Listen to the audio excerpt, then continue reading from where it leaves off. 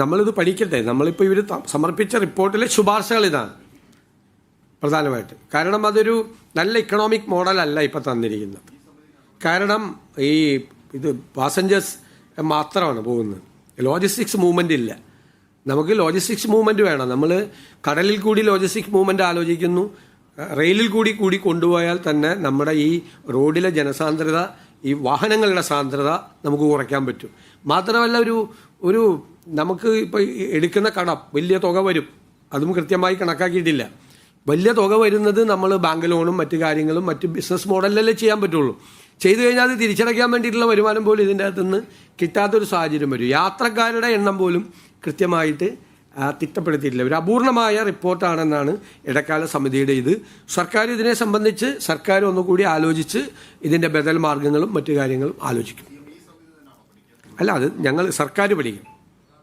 അവരോട് ഈ Delhi metro rail കോർപ്പറേഷനോട് ഒരുപാട് കാര്യങ്ങൾ അവർ ചോദിച്ചിരുന്നു. ഈ കമ്മിറ്റിയുടെ പ്രവർത്തനത്തിൻ്റെ ഭാഗമായി അവർ ക്വസ്റ്റനെയർ അയച്ചു കൊടുക്കുകയും ഒരുപാട് കാര്യങ്ങൾ അവർ ചർച്ച ചെയ്യുകയും ചെയ്തു.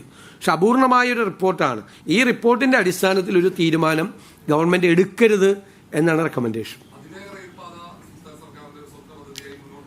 അല്ല, അതിവേഗ റെയിൽപാത സാധ്യമായ കാര്യങ്ങൾ, ഒന്ന് പാരിസ്ഥിതികമായ കാര്യം വളരെ പ്രധാനപ്പെട്ട ഒരു വിഷയമാണ്.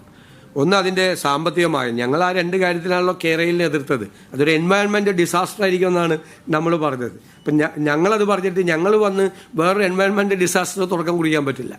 പിന്നെ അത് കേരളത്തിൻ്റെ സമ്പദ് വ്യവസ്ഥയ്ക്ക് കാര്യമായ ആഘാതം ഏൽപ്പിക്കാതെ കേരളത്തിൻ്റെ സമ്പദ് വ്യവസ്ഥയെ കുറേ കൂടി ഉത്തേജിപ്പിക്കുന്ന തരത്തിലുള്ളൊരു പ്രോജക്റ്റ്, കേരളത്തിൻ്റെ ടോപ്പോഗ്രഫി ജോഗ്രഫി എല്ലാം നോക്കിക്കൊണ്ടുള്ള ഒരു പ്രോജക്റ്റ് ആയിട്ട് മാത്രമേ അത് നടപ്പാവൂ.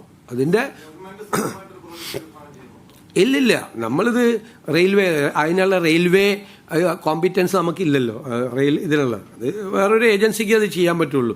സംസ്ഥാന സർക്കാർ റോഡ് പണിയുന്നത് പോലെ അല്ലെങ്കിൽ വേറെ പാലം പണിയുന്നത് പോലെയുള്ള റെയിൽ പണിയാൻ വേണ്ടിയിട്ടുള്ളൊരു സംവിധാനം സംസ്ഥാന സർക്കാരിനില്ല.